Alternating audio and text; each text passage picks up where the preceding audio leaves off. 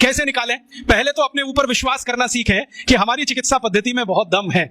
इसके दम के कुछ उदाहरण बताता हूं। जो भगवान राम के भाई लक्ष्मण बेहोश हो गए और सुषेण ने जब नाड़ी देखी, ये तो गया, अब बचने की कोई संभावना नहीं, तब हनुमान जी को कहा जाके लाओ जल्दी से, मैं कुछ देर तो जीवन बचा सकता हूं, बाकी आगे की गारंटी नहीं है। हनुमान जी गए, संजीवनी बूटी लेके आए और सुषेण ने संजीवनी सुंघाई, खिलाई नहीं, सुंघाई, और लक्ष्मण जीवित हो गए।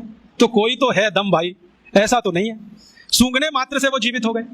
हम तो ये महाभारत की कहानी देखते हैं, युद्ध चला है और आप जानते हैं भयंकर युद्ध चला है। भारत के पिछले हजारों साल के इतिहास में सबसे भयंकर युद्ध हुआ है तो महाभारत का युद्ध हुआ है, जिसमें थोड़े बहुत नहीं लाखों लोग मारे गए। लेकिन उस युद्ध में बार बार हमें यह पता चलता है कि सवेरे से शाम तक युद्ध होता है, रात को सभी पालों के वैद्य अपने अपने घायल सैनिकों के घावों पर मरहम लगा रहे हैं, लेपन कर रहे हैं, और अगले दिन वो फिर युद्ध के लिए तैयार हो रहे हैं। ऐसी कौन सी चिकित्सा पद्धति दुनिया में है जो 12 घंटे में आदमी को लड़ने के लिए तैयार कर दे? और महाभारत की ऐसी एक नहीं सैकड़ों कहानियां, उसमें से तो एक कहानी मैं बताता हूं। कौरवों की कहानी जानते हो? 100 थे, एक माता के 100 पुत्र कैसे हो गए? एक माता के 100 पुत्र कैसे हो गए? और अद्भुत बात जो समझने की है, वो 100 के 100 सभी पुत्र एक जैसे, ऊंचाई में एक जैसे, चौड़ाई में एक जैसे, लंबाई सबकी बराबर, हाथों की लंबाई बराबर, शरीर सबका एक जैसा, चेहरा सबका एक जैसा। बड़ा मुश्किल पहचानना। तो ये तो भाई कोई क्लोनिंग हुआ हो तभी संभव है, वरना कैसे संभव है? अभी तो हम प्राकृतिक तरीके से जानते हैं कि 2 ट्विंस भी पैदा हो जाएं तो एक जैसे नहीं होते, लेकिन कौरव तो सबके सब एक जैसे।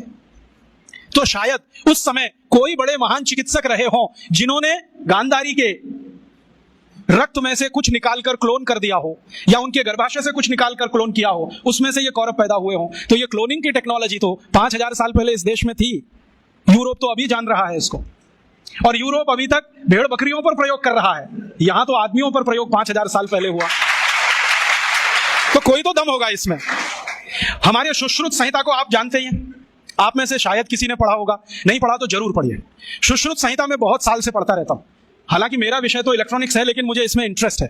जब जब मैं सुश्रुत संहिता पढ़ता हूं, माइक्रो लेवल पे जब जाओ तो इतने तरह के उपकरणों के वर्णन उसमें है, इतने तरह के उपकरणों के वर्णन है सर्जरी करने के लिए, क्या आश्चर्य होता है।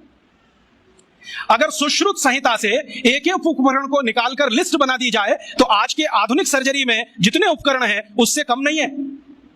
और उन उपकरणों को बनाने के लिए जो इस्तेमाल होने वाला मेटल है, फौलाद कहिए, वो सिर्फ आयरन नहीं है, ऐसा मेटल इस्तेमाल है जिसमें 7 धातुएं हैं ताकि उसमें जंग ना लगे।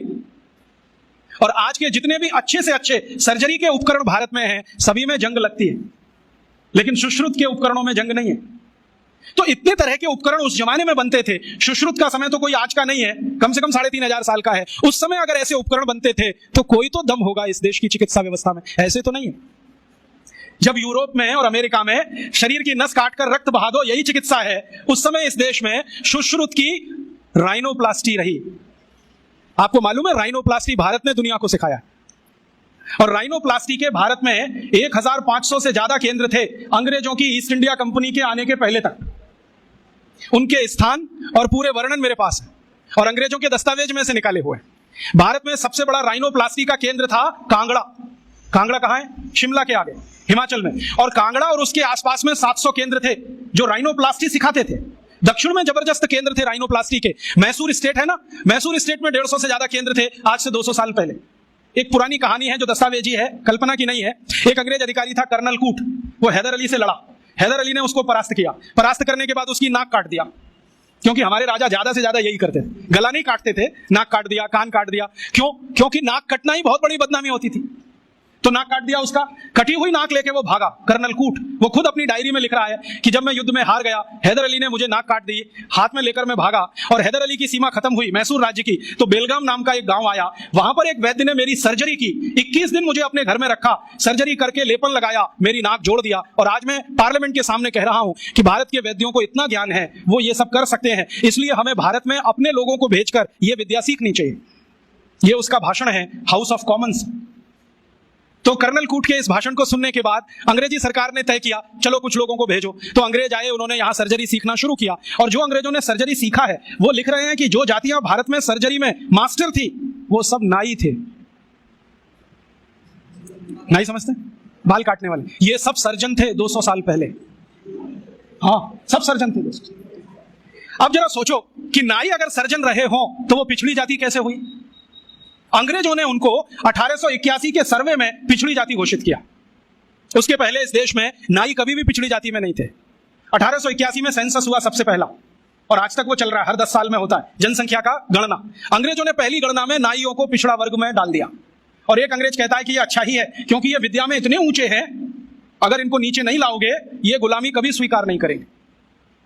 और आज हमारी सरकार भी उनको पिछड़ा ही कहती है। उनके हाथ में इतना हुनर है, उंगलियों में इतनी फ्लेक्सिबिलिटी है, वो आप देखते हैं ना बाल काटते समय, वो गर्दन भी काट सकते हैं, सोचो ना। और इतनी सफाई से उस तरह चलाते हैं, उस तरह से वो किसी ट्यूमर को भी काट के निकाल सकते हैं। ये सब बहुत बड़े सर्जन रहे। और आज से 200 साल पहले के दस्तावेज बताते हैं कि कांगड़ा और उसके आसपास, कुर्ग और उसके आसपास, मैसूर और उसके आसपास जितने सर्जरी सिखाने वाले केंद्र थे, उन सबके आचार्य नाई ही थे जातियों। ये सब सर्जन थे। और इन्होंने जो सर्जरी सिखाई है वो हिंदुस्तान के गांव-गांव फैलाई। फिर अंग्रेजों ने क्या किया, ये जो सर्जरी सिखाने वाले केंद्र थे, इन सबको गैर कानूनी घोषित कर दिया। एक कानून बनाया जिसका दुर्भाग्य से नाम है इंडियन एजुकेशन एक्ट। उसमें इंडियन कुछ भी नहीं है, नाम उसका इंडियन एजुकेशन है। उस कानून में उन्होंने ये तय किया कि भारतीय विद्याओं को सिखाने वाले जितने भी केंद्र हैं वो सब गैर कानूनी है। तो उन पे ताले डलवाए गए, नहीं डाले तो मरवाया गया, उनको आग लगवाई गई, कितने लोगों को जिंदा जला दिया। वो कहानी सुने तो आपकी आंखों से आंसू निकल आए। ये अत्याचार 100 साल हुआ, उसमें ये विद्या खत्म हो गई। और फिर बेईमान अंग्रेजों ने क्या किया कि यहां से सर्जरी सीखा, और उनके अपने रिकॉर्ड्स में वो सब है। हिंदुस्तान को यह बताया कि देखो हम तुम्हें वापस सिखा रहे हैं। और यहां से सर्जरी सीखकर जो डॉक्टर बने लंदन में, उन्होंने fellow of the royal society की स्थापना की, जिसमें डिग्री लेने के लिए आज हमारे डॉक्टर जा रहे हैं। और उस प्रमाण पत्र को लाके दरवाजे पे बड़ा टांगते हैं। मैं देखो FRS, उसमें शहद लगा के चाटो तो विटामिन C भी ना मिले। ये स्थिति है, इतना उलट गया सब कुछ। सर्जरी में ये था, मेडिसिन में इससे अद्भुत था भारत। और मेडिसिन में अद्भुत होने का कारण है विशेष किस्म की दवाएं यहां पर हैं। ऐसी ऐसी अद्भुत दवाएं हैं जो आप कल्पना नहीं करें, काम ना करें आपकी कल्पना। मैं आज भी ऐसे बहुत वैद्यों को जानता हूं जिनके पास कोई फॉर्मल एजुकेशन नहीं है, जो स्कूल कॉलेज में भी नहीं गए हैं। आपकी नाड़ी अगर पकड़ ली तो बता देंगे 7 दिन पहले से क्या क्या खा रहे हैं आप। और ज्यादा दूर नहीं है, इसी जयपुर शहर में उनका कोई फॉर्मल एजुकेशन नहीं है। वो सिर्फ नाड़ी पकड़ते हैं। मैं गया हूं 2 बार, वो 7 दिन पहले का मुझे बता दिया, पिछले रविवार को ये खाया, सोमवार को ये खाया, मंगल को ये खाया, बुध को ये खाया। ये भाई कौन सा विज्ञान है? ये तो दुनिया से करोड़ों रुपए खर्च करके लाई गई मशीनें नहीं बता पाती कि हफ्ते भर पहले हमने क्या खाया था। और नाड़ी पकड़ के सारा का सारा डायग्नोज कर लेना कि आपको यही है और वही निकले, ये तो कुछ अद्भुत है। ये कोई सामान्य विद्या नहीं है भाई। मैंने ऐसे तमाम वैद्यों को देखा है जो नाड़ी पकड़ के बताते हैं कि आपको ट्यूमर है, गर्भाशय में है, यहां है, यहां है। और हम जब आधुनिक चिकित्सा शास्त्र में परीक्षण कराते हैं वही निकलता है। एक वैद्य तो मैंने ऐसे भी देखे हैं केरल में, कोटक्कला में, वो साइज बता देते हैं, इस साइज का है, नाड़ी पकड़ी और बता दिया इस साइज का है, और वही निकलता है। इसका माने इस भारतीय विद्या में कोई दम है, और वो दम अगर हमको दिखाई दे जाए तो आत्मविश्वास हमारा लौट आएगा और हमारी हीन भावना कुछ कम हो जाएगी। और हीन भावना कम हो जाए तो हम शायद दुनिया जीत लेंगे। गोस्वामी तुलसीदास ने एक बहुत अच्छी बात कही है, मन के हारे हार है, मन के जीते जीत। जो मन से हार गया वो सब कुछ हार गया। आप मन से हारना बंद कर दो, बहुत कुछ जीतने के लिए इस देश में। एक ताजा उदाहरण देता हूं। आजकल भारत में एक खराब बीमारी घुस गई है, चिकनगुनिया। लाखों लोग प्रभावित हैं। मैं 6 महीने से गांव-गांव घूम के उसका इलाज कर रहा हूं, और आपको सुनकर ताज्जुब होगा, ज्यादा लोगों को इलाज में मैं एक ही बात बताता हूं, तुलसी का काढ़ा पी लो, नीम की गिलोय होती है ना, उसको भी उसमें डाल लो, थोड़ा सूंठ डाल लो, थोड़ी छोटी पीपर डाल लो, बस ये 4-5 चीजें, और थोड़ा गुड़ डाल लो, क्योंकि ये कड़वा इतना है कि पी नहीं पाओगे। इतने मात्र से 3 खुराक में बीमारी ठीक हो रही है। और जो एलोपैथी से कर रहे हैं ना, बोवेरोन के 3-3 इंजेक्शन ठोक दो, डाइक्लोफेनेक दे दो, और पैरासीटामोल भी दे दो, जो तुम्हारे पास है सब दे दो। 20-20 दिन से बिस्तर में पड़े तड़प रहे हैं, 20-20 दिन से। अभी आज मैं आया भीलवाड़ा से, और आने का देरी का कारण भी यही है कि वहां 1 लाख लोग चिकनगुनिया से पीड़ित हैं। वहां डॉक्टर आते हैं, राजीव भाई जरा बताओ ना। मैंने कहा अपना इंजेक्शन खुद क्यों नहीं ठोक लेते? कहते हमें मालूम है इसके साइड इफेक्ट क्या है। तो पेशेंट को क्यों नहीं बताते? इतने हरामखोर हो। तुम्हें मालूम है कि इसका साइड इफेक्ट क्या है? वोवेरोन लगाएंगे तो क्या होने वाला है? मुंह में छाले हो जाएंगे, गले में छाले हो जाएंगे, अल्सर भी हो सकता है, तुम जानते हो। फिर पेशेंट को क्यों नहीं बताते? ये हरामखोरी तुम में कहां से आ गई? अपने को इंजेक्शन ठोकोगे नहीं, उसको ठोकते जाओ। तुम्हें मालूम नहीं है ठीक नहीं होगा, फिर पैरासीटामोल देते जाओ, डाइक्लोफेनेक देते जाओ, नोवलजीन के इंजेक्शन लगाते जाओ। और दुर्भाग्य से एलोपैथी ने ये सब नाम 20 साल पहले बैन कर दिए। वो कहते हैं डाइक्लोफेनेक खराब है, पैरासीटामोल तो और भी खराब है, नोवलजीन तो 1984 से बैन है यूरोप में और अमेरिका में। वही इंजेक्शन यहां ठोक रहे हैं लगातार। दुष्परिणाम है कि मरीज ठीक ही नहीं हो रहे हैं। और मैं आपको मेरा अपना तजुर्बा बताता हूं। आप में से कुछ विद्यार्थी होम्योपैथी के हैं, आप जानते हैं कि होम्योपैथी की बहुत सारी दवाएं आयुर्वेद से ही निकली। तुलसी है ना, उसी से ओसीमम है। ओसीमम की 3-3 खुराक देके कर्नाटक में 70,000 रोगियों को चलता कर दिया। और वो 20-20 दिन से एलोपैथी खा रहे थे, रिजल्ट नहीं आ रहा। ओसीमम 200 की 3 खुराक सफिशिएंट। और आदमी 20 दिन से तड़प रहा है बिस्तर में, न नींद आ रही है, न चैन मिल रहा है, इतनी उल्टियां हो रही हैं, बुखार उतर नहीं रहा है, सब तकलीफ है। 3 डोज दो, खत्म कहानी। मैंने उसको फिर कुछ जरूरत ही नहीं।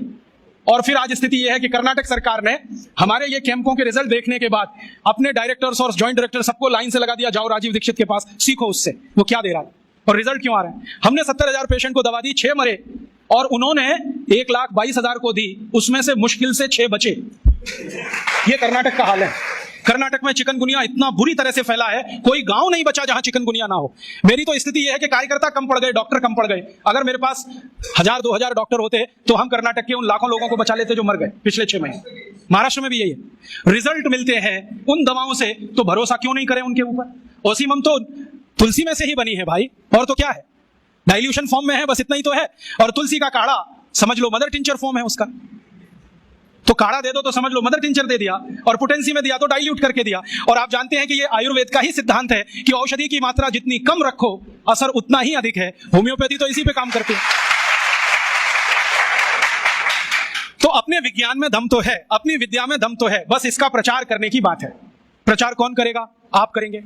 और इसका सबसे सरल तरीका है walk walk walk and talk talk talk. सबसे सरल तरीका। अगर आप इसका अपनी विद्याओं का प्रचार करना चाहते हैं, सरकार तो करेगी नहीं, क्योंकि वो एलोपैथी के चंगुल में फंसी है।